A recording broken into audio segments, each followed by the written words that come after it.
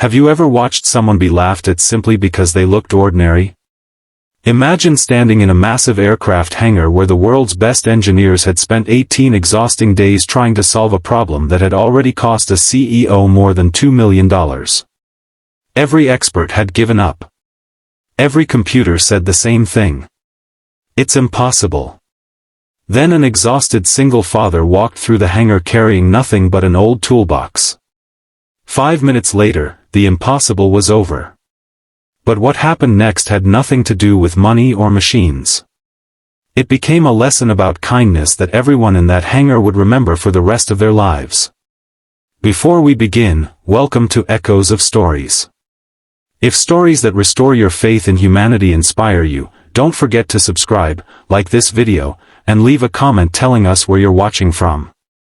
Your support helps us bring more heartfelt stories that remind us kindness still changes lives. Now, let's begin. Mark Dawson had never expected life to become so difficult. 3 years earlier, he had buried his wife after she lost her battle with cancer. Since then, every morning started before sunrise.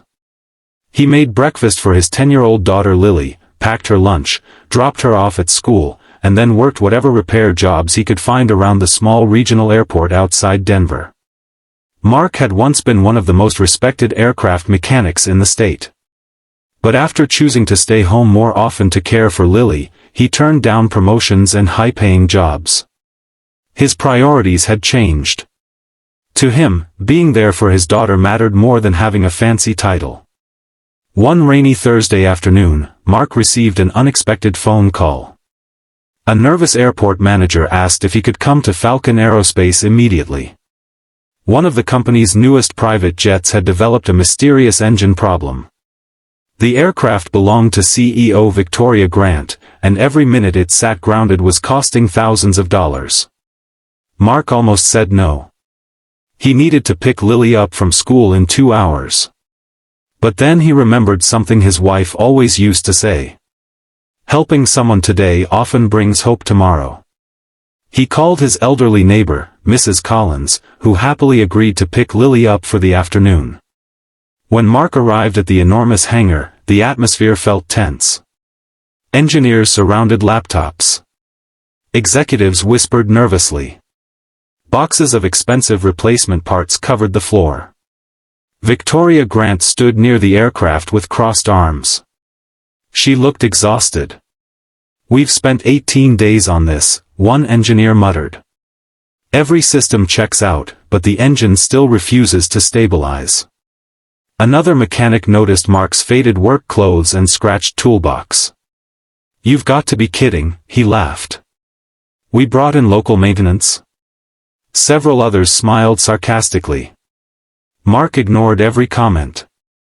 Instead of looking at the computers, he slowly walked around the engine. He listened carefully. He placed one hand against the metal housing. He closed his eyes. Everyone watched in silence. After nearly a minute, Mark quietly reached into his toolbox and removed a small wrench. He tightened one tiny fuel calibration fitting less than half a turn. "Try it now," he said calmly. The lead engineer rolled his eyes. "It can't be that simple." Still, he pressed the ignition. The massive engine roared to life instantly. Every vibration disappeared. Every warning light turned green. The hangar became completely silent.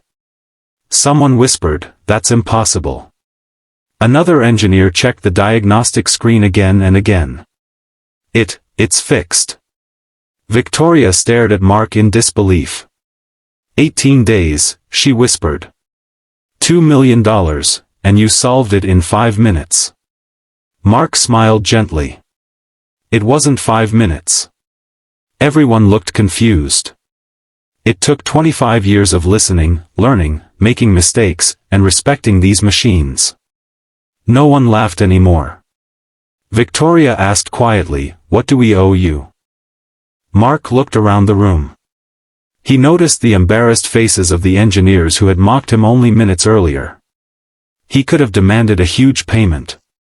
Instead, he asked one simple question. Do any of these young engineers have families? Several nodded. Mark smiled. Then send them home tonight. The room fell silent again. They've been living here for nearly 3 weeks trying to solve this problem. Their children probably miss them more than this airplane ever could. One engineer lowered his head. Another quietly wiped away tears. Victoria looked around the hangar and realized he was right. She had become so focused on saving the project that she had forgotten the people behind it. That evening she surprised everyone. She shut down the entire operation for the weekend. Every employee received paid time off. Families gathered outside the hangar as parents walked out carrying bags instead of laptops. Children ran into their mothers' and fathers' arms. Mark watched quietly from the parking lot. Lily came running toward him after Mrs. Collins brought her over. "Did you fix the airplane, Dad?" He smiled. "I fixed one little part." Lily hugged him tightly. "I knew you would."